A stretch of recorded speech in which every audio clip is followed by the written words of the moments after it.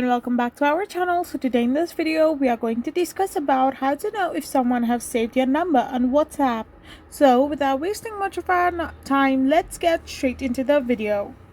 So talking about WhatsApp, it does not directly notify you if someone has saved your number, but there are a few tricks you can try that can help you make a pretty good guess.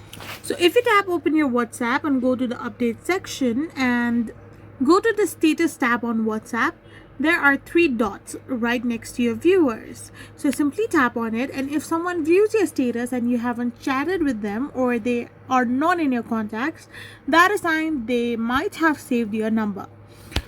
Another way to know is to create a broadcast list. Simply go to your chats tab and simply tap on three dots and tap on new broadcast. Add the contact that you are curious about and send a message like hey or something casual. Wait for a while, and if the message gets 2 gray ticks, they probably saved your number. If it only has 1 gray tick, your number is not saved or they have blocked you.